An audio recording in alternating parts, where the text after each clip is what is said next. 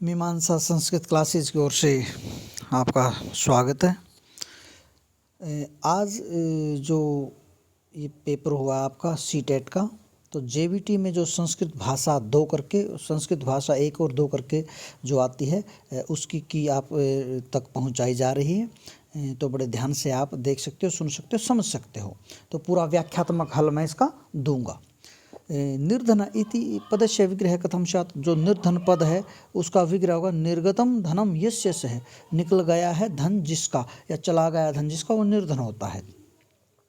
शिलोनोदनम कुरु इति कस्य कृते निर्देश आसीत, ये जो आपका निर्देश था ये दुर्बल काय पुरस्कृत, भगवान ने उसको आदेश दिया था कि आप शिलोनोदन करो।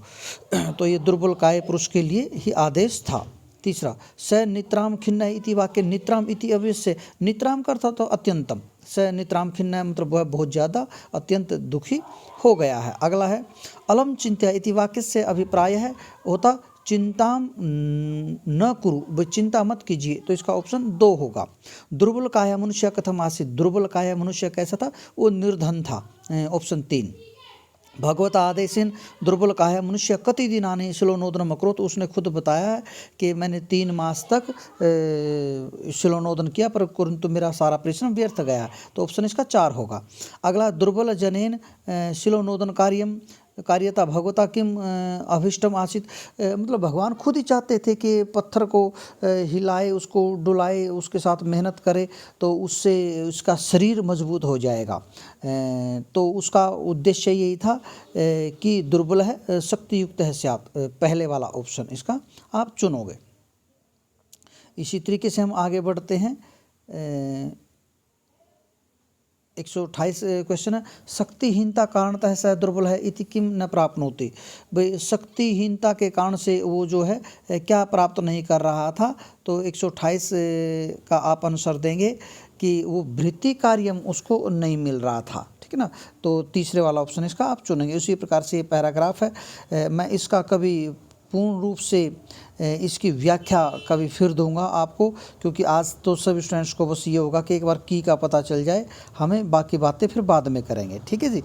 तो मैं फिर आपको की ही बता रहा हूँ। आगे है जल्पनादिकम तेन कृतम मया सह इति वाक्यम कस्मिन् वाच्ये, ये कथा प्रत्यय का जब प्रयोग होता है तो या तो भाववाच्य में आता है या क्रमवाच्य में आता है, तो इसमें जल्पनादिकम जो क्रम है इसलिए क्रमवाच्य रहेगा। तो इसका ऑप्शन 4 होगा, क्रमवाच्य। गृह भोजनम न खादित्वा कह बहि आगच्छत, घर में भोजन न खाकर कौन बाहर चला गया था, पुत्र चला गया था। पैराग्राफ आप पढ़ोगे अच्छे से पता चलेगा। यदा पिता पुत्रस्य पार्श्वे उपाविशत, तथा पुत्र है कीदृशा, खुद ही कहा उसने, वो अवनत वदन है आसीत, मतलब नीचे मुख किया हुआ था, तो ऑप्शन 2 होगा, इसका अधोमुख है। पुत्र भोजनम न कृतवान इत्यतः माता कीदृशी आसीत, माता कैसी थी, पैराग्राफ में आपको बताया गया कि माता ने जल की एक बूंद भी नहीं पी थी, तो जलम न पीतवा आसीत, जल न पीकर वो थी, ठीक है जी। आगे प्रश्न संख्या 133 देखेंगे। पुत्रम बोधयितुम पितु वाणी कीदृशी आसीत, पिता की वाणी कैसी थी, तो वो हृदय स्पर्शिका वाणी थी, उसने हृदय स्पर्शनी वाणी का जिक्र किया है, तो हृदय स्पर्शिका वाणी थी, इसका उत्तर 1 होगा। अद्य मया किम कृतम इति कस्य मनसि, ये माता के मन में विचार आया था, ऑप्शन 2 होगा उत्तर, कि मैंने आज क्या किया है, ठीक है ना, कि बच्चे को खामखा डांट दिया है, ठीक है। भोक्तुम इच्छा इत्यत भुभुक्षा का अर्थ होता है, ऑप्शन 1 होगा भुभुक्षा, भोक्तुम इच्छा, हमने पहले भी विद्यार्थियों की सारी इच्छाएं मैंने लिखवाई थी, युद्ध करने की इच्छा, खाने की इच्छा, जानने की इच्छा, मरने की इच्छा, धोखे, ये सारी मैंने बताई थी, तो भोक्तुम इच्छा भुभुक्षा। आगे है ये जो आपका हिंदी पैडागोजी, संस्कृत पैडागोजी के क्वेश्चन है, आप 15 क्वेश्चन वो आते हैं तो वो देख लीजिए। ये कहता है शिक्षकेण पृष्ठेषु अधोलिखित प्रश्नेषु कह प्रश्न कक्षाया बहुभाषिकवादस्य प्रोत्साहन कुर्यात्, यानी कि शिक्षक के द्वारा पूछे गए ये नीचे लिखे जो क्वेश्चन है, इनमें से बहुभाषिकता का प्रोत्साहन कौन करता है, जो बहुभाषिकता को बताता है, तो इसका उत्तर 3 होगा। स्वभाषया शाका नामानि लिखित, अपनी भाषा में अपनी सब्जियों के नाम लिखो, तो यही तो भाषा है, कोई पंजाबी में लिखेगा, कोई संस्कृत में, जिसकी जो भाषा उसमें वो नाम लिखेगा, तो यही तो बहुभाषिकता होती है। 137 का इन्होंने क्वेश्चन पूछा है कि निम्नतर कक्षा, निम्नतर छोटी कक्षा थे, बिल्कुल छोटी कक्षाएं में अंत्यानुप्रासिक कविता नाम उपयोग है क्रियते। और जो अंत्यानुप्रासिक कविताएं होते हैं जो लास्ट में तुकबंदी बनती है, जैसे आए जाए खाए नहाए, ऐसे लास्ट में जाके जो तुकबंदी बनती है उनको अंत्यानुप्रासिक कविता हम बोल देते हैं। तो उसका उपयोग किया जाता है। उससे आपका जो इसका आंसर होगा 2 होगा। ताभी विद्यार्थी ने लक्ष्य भाषां भाषितुम अवसरम प्राप्नुते। इससे लक्ष्य भाषा बोलने में बच्चों को अवसर प्राप्त होगा। जो भाषा आप सीख रहे हो, यदि उसमें तुकबंदी की कोई चीज़ें पढ़ने को मिल रही है तो आप उस भाषा को बोलने का अवसर प्राप्त कर रहे हो। ठीक है जी, तो ऑप्शन 2 है इसका। एका शिक्षिका कक्षायाम श्रवण संबंधी गतिविधि कार्यतुम निश्चय कृतवती।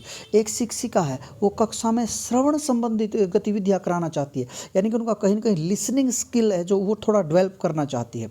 तो सात चर्चा रूपाणाम गतिविधि नाम योजना करोती। तो वो चर्चा का स्वरूप कैसा हो, मतलब बातचीत कैसे की जाए जिससे लिसनिंग श्रवण संबंधी गतिविधि अच्छी हो, तो उन गतिविधियों की योजना बना रही है। समझिएगा, अभी उसने पढ़ाया नहीं है, उन गतियों श्रवण कौशल कैसे बच्चों का इम्प्रूव हो, श्रवण संबंधी गतिविधियाँ बच्चों को कैसे, उसकी योजना बना रही है अभी।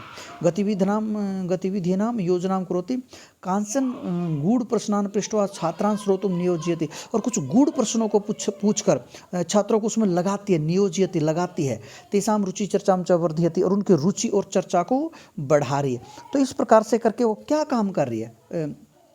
प्रश्न 2, ये प्री लिसनिंग एक्टिविटीज़ करा रही है, श्रवण पूर्व गतिविधि है, यानी कि सुनने से पहले जो गतिविधियाँ है उनको वो करवा रही है।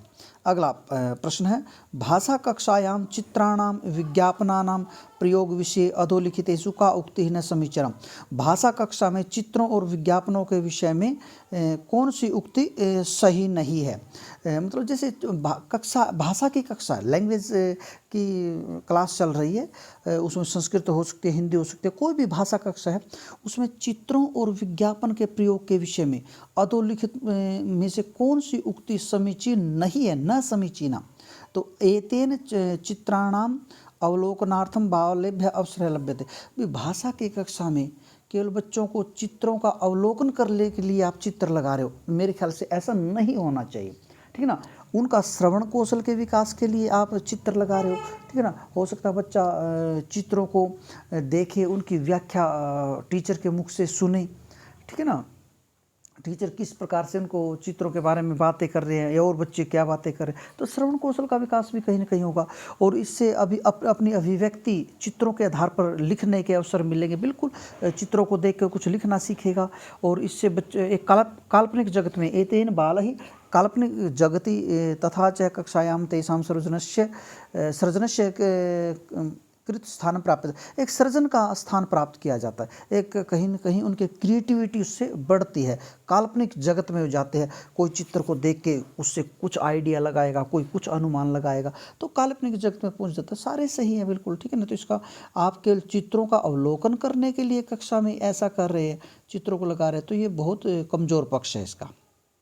अगला, उद्गामी साक्षर स्तरे जो अपि लेखन वर्ग स्वीक्रियते, एक इमर्जेंट लिटरेरी स्टेज होती है। ठीक है ना, तो उसमें मतलब ये उस प्रकार के स्टेज होते हैं जब बच्चे को बिल्कुल शुरुआती दौर में सिखाया जाता है, या यूँ कहो बच्चों को जैसे घर में नहीं सिखाते शुरू में ये बोलना वो बोलना, तो उसमें चित्रांकन भी स्वीकार किया जाता है। और चित्रांकन से तो सीखता है बच्चे को, लाइन लगाना, सीधी लाइन, टेढ़ी लाइन, तिरछी लाइन, उनसे वर्ण सिखाते हैं। तो उसमें ऑप्शन पहला होगा। मैं थोड़ी व्याख्या से बच रहा हूँ, विशद व्याख्या से बच रहा हूँ, क्योंकि स्टूडेंट्स को इस टाइम केवल की चाहिए, बस उसको की मिलान करना होता है, तो उसको व्याख्या से ज़्यादा नहीं। तो मैं बाद में इसके वीडियो अपलोड करूँगा और उसमें पूरी विस्तार से एक एक क्वेश्चन की व्याख्या होगी। उसमें विद्यार्थिनः भाषायाः व्यवहारस्य आकलनार्थं निम्नलिखितेषु किं सर्वाधिकं महत्वपूर्ण। देखो भाई, विद्यार्थी की भाषा के व्यवहार का आपको आकलन करना है। इनमें आधे आधे घंटे के स्पीच दिए जा सकते हैं एक एक क्वेश्चन पे, और इतना आपको सीखने को मिलेगा बहुत ज़्यादा। परंतु फिलहाल हम सीधी सीधी बात करते हैं। ठीक है ना, विद्यार्थी की भाषा का आकलन करना आपको सबसे महत्वपूर्ण है। वार्तालाप, अगर बच्चा वार्तालाप उस भाषा में कर रहा तो इट मीन्स उसकी भाषा सही है, तो हम यही आकलन करेंगे, अगर बच्चा वार्तालाप कर रहा तो भाषा उसकी सही है। अगला, बालस्य भाषा अधिग्रहणे अधस्तनेषु कस्य भूमिका सर्वतो महत्वपूर्ण। बच्चे के भाषा अधिग्रहण में अधस्तनेषु नीचे लिखे हुए में किसकी भूमिका सबसे ज़्यादा महत्वपूर्ण है? परिवार की। जब बच्चा भाषा का अधिग्रहण करता है, ठीक ना, शुरुआती दौर में जब सीखता है, ठीक ना, तो उसमें कस्य भूमि सबसे ज़्यादा महत्वपूर्ण परिवार की होती है। तो भाषा जब शुरुआती दौर में सीखता है बच्चा तो उसका अधिग्रहण करता है, ठीक है ना। चॉम्स्की इत्यादि ने भी यही कहा है कि बच्चा जब शुरुआती दौर में सीखता है तो परिवार की भूमिका उसमें सबसे ज़्यादा हो जाती है। व्याकरण नियमानां कंठस्थीकरण पद्धति केंद्रम अस्ति। व्याकरण नियमों का जो कंठस्थीकरण है वो किस पद्धति का आपका केंद्रीकरण हो सकता है या केंद्रीकरण है? तो वो साहजिक उपागम या संरचनात्मक उपागम, प्रत्यक्ष पद्धति, डायरेक्ट मेथड होता है। संस्कृत पढ़ रहे हो तो संस्कृत मीडियम में ही पढ़िए, इंग्लिश पढ़ रहे हो इंग्लिश मीडियम में पढ़िए, तो व्याकरण अनुवाद पद्धति का हो सकता है। चौथे वाला, भाषा या अधिगम है, अधिगमस्य कस्य कृते किम न महत्वपूर्ण। भाषा अधिगम के लिए क्या महत्वपूर्ण है? अधिगम, अधिगम समझते हो, प्रयासपूर्ण। संस्कृत में अर्जन तो होता नहीं, अर्जन तो सहज और स्वाभाविक होता जो हम आप ऐसे सीखते हैं, तो यहाँ तो अधिगम प्रयासपूर्ण करता। तो किम न महत्वपूर्ण, क्या महत्वपूर्ण नहीं है? प्रोत्साहन महत्वपूर्ण, आत्मविश्वास महत्वपूर्ण, अधिगम के प्रति प्रवृत्ति होनी चाहिए आपकी। अनुवाद महत्वपूर्ण उसमें नहीं है। जब आप अधिगम करते हो भाषा का तो उसमें अनुवाद ज़्यादा रोल प्ले नहीं करता। अनुवाद के बल पे इंग्लिश की एमए कर जाते हैं पर इंग्लिश बोलनी नहीं आती, ठीक है ना, तो अनुवाद उसमें ज़्यादा सा प्रभाव नहीं करता। प्रोत्साहन होना चाहिए, बच्चों को समझाओ, हाँ बोल सकते हैं आप, बिल्कुल बिल्कुल, वेल डन, बहुत अच्छा। उसके अंदर आत्मविश्वास होना चाहिए, ठीक है ना, और अधिगम के प्रति उसका प्रवृत्ति होनी चाहिए। अधिगम के प्रति जाएगा ही नहीं तो अधिगम कहाँ से करेगा? अच्छा, लेखनार्थम, तो इसका जो ऑप्शन होगा आपका 144 का एक होगा अनुवाद। ये कमज़ोर पक्ष है, इसका महत्वपूर्ण नहीं है। लेखनार्थम बालानाम अध्ययन समय शिक्षक रूपेण भवतः किम कृष्यते। भाई लेखन के लिए बच्चों के अध्यापन के समय में शिक्षक के रूप में आपके द्वारा क्या किया जाएगा, ठीक है ना। तो क्या किया जाएगा? स्वविचारान लेखितुम बालेभ्यः अवसरम दास्यते। अध्यापक अगर बच्चों को लिखना सिखाना चाहता है तो अपने विचारों को लिखवाइए। आप यात्रा पे गए, बताइए कैसे, क्या देखा आपने, तो ऐसे मौलिक विचार जब लिखेगा बच्चा तो उसको लेखन के लिए उसे लेखन कौशल उसका कहीं ना कहीं अच्छा होगा। तो इसका उत्तर 3। छात्राणां कृते एकाम अध्ययन अध्यापन सामग्रीं चिनोतुम अधोगतेषु किम सर्वतो महत्वपूर्ण। मतलब छात्रों के लिए एक अध्ययन और अध्यापन की सामग्री को चुनने के लिए सबसे महत्वपूर्ण क्या हो सकता है? आप अध्ययन के लिए या अध्यापन के लिए एक सामग्री चुनना चाहते हो तो छात्रों के लिए सबसे महत्वपूर्ण क्या हो सकता है? वो सामग्री संदर्भ के अनुकूल हो और संगठित रूप में वो उपयोग की जाए। तो सही बात है, बिल्कुल। सामग्री तो वही अच्छी होती है जो संदर्भ के रूप में पढ़ा, आप संज्ञा के रहे हो, सामग्री आपके पास सर्वनाम की है तो उसका क्या फ़ायदा, ठीक है ना। तो संदर्भ के अनुसार वो अनुकूल हो तो अच्छी होती है, ठीक है। तो इसका पहला ही उत्तर हो जाएगा। 147 द्वितीय कक्षायाः केचन छात्राः केषाञ्चन वर्णानाम् उच्चारणं कर्तुं काठिन्यं। भाई द्वितीय कक्षा के छात्र हैं, वो कुछ वर्णों का उच्चारण करने में कठिनता अनुभव करते हैं, तो ऐसे में आप क्या करो? द्वितीय कक्षा के छात्र हैं और उनको देखो सहज है, थोड़ा कुछ वर्णों में तो उनको दिक्कत आएगी, ठीक है जी। तो देखो छात्री पुनः पुनः अभ्यासम कार्येत ये तेषां काठिन्यस्य निवारणं भविष्यति। छात्रों को पुनः पुनः अभ्यास कराइए जिससे कठिनता का निवारण। बात तो ये भी सही है, पर इससे ज़्यादा सही मैं ये मानता हूँ जो ऑप्शन 3 है। ये कहता है कि ये अन्य अनुप्रासिक शब्दानाम इव लघु युग्म कार्य कलापानाम उपयोगम कुर्यात् एवं सा छात्रान् वर्णोच्चारणं कारयेत् शब्देषु तस्य वर्णस्य अभिज्ञानम च कारयेत्। देखो ये मिनिमल पेयर एक्टिविटीज होती है, जैसे आप बच्चों को सिखाते हो जैसे चल, हल, ठीक है ना, कल, पल, तो बार बार ल ल ल ल करके आप उसको ल का उच्चारण आप सही कर देते हो। तो ये चीज़ होती है, यानी कि छोटे छोटे शब्दों द्वारा उसको वर्णों को सही कराना। और फिर इसमें ये आ भी गया, वर्ण उच्चारण कराओगे आप और शब्द में वो कहाँ प्रयोग हुआ उसका, तो ये ज़्यादा मनोवैज्ञानिक लग रहा है, ठीक है ना। तो इसका उत्तर 3 ही होगा। ठीक है, आगे का सा पद्धति यस्यां व्याकरण नियमानाम् उपरि प्राधान्येन ध्यानं दीयते अनन्तरं च तदाधारितानाम् उदाहरणानाम् उपरि, वो कौन सी पद्धति है जो व्याकरण के नियमों के ऊपर प्रधानता से ध्यान दिया जाता है और उसके बाद उस से आधारित उदाहरणों के ऊपर ध्यान दिया जाता है? कौन सी पद्धति हो सकती है? प्रत्यक्ष विधि तो डायरेक्ट मेथड, आगमन विधि में पहले उदाहरण दिया जाता है फिर नियम, निगमन में पहले नियम फिर उदाहरण। तो ये व्याकरण अनुवाद विधि भी हो सकती है, ठीक है ना। तो व्याकरण के नियमों के ऊपर, व्याकरण अनुवाद में तो होता ही व्याकरण सिखाई जाते हैं और अनुवाद के नियम सिखाए जाते हैं, फिर उनको हिंदी इस प्रकार से ली जाती है। तो ऑप्शन 4 रहेगा इसका। आगे विद्यार्थिना भाषाया अधिग्रहणम कुर्वन्ति, विद्यार्थी भाषा का अधिग्रहण करते हैं। कब करते हैं?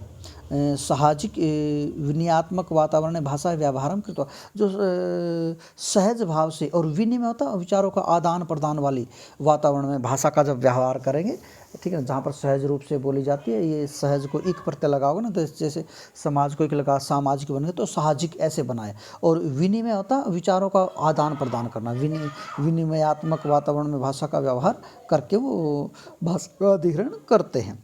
ऐसे सूक्ष्म मोटर कौशल विकास से किम उत्कृष्टम उदाहरणम अस्ति। देखो भाई, सूक्ष्म मोटर कौशल को आपको समझने की ज़रूरत है। सूक्ष्म मोटर कौशल में हम बच्चों को शुरुआती दौर का ज्ञान सिखाते हैं, जैसे कूदना, चलना, ठीक है ना, बोलना, आराम से बोलना, कुछ चित्र बनाना, इस तरह की चीज़ होती है। तो ठीक है ना, तो उसमें पठनम नहीं होता, पढ़ाई से को छोड़, पढ़ने को छोड़ के बाकी लिखाया जाता है, सीधी रेखाएं, टेढ़ी रेखाएं, क्लाइंबिंग, होपिंग, इस तरह की चीज़ें उसमें सिखाई जाती हैं। तो मैं आशा करता हूं कि मैंने अपने विवेक के अनुसार द बेस्ट एफर्ट्स अपने लगाए हैं इसकी को तैयार करने में, और ये आपके लिए उपयोगी सिद्ध होगी। इसको देखिए और सभी को इसको आप आगे बढ़ाइए ताकि और भी लाभान्वित हो। और मेरे चैनल पे इस तरह के ये संस्कृत से संबंधित चीज़ें देखने के लिए आप इसको लाइक, शेयर और सब्सक्राइब जरूर कीजिएगा। ये 2 की वीडियो है, संस्कृत भाषा का जो सेकंड लैंग्वेज के रूप में JBT में 31 जनवरी जो 2021 को हुआ है, उसकी जो सेकंड लैंग्वेज है वो अभी फर्स्ट लैंग्वेज की अभी इसके तुरंत बाद मैं अपलोड कर रहा हूँ। धन्यवाद।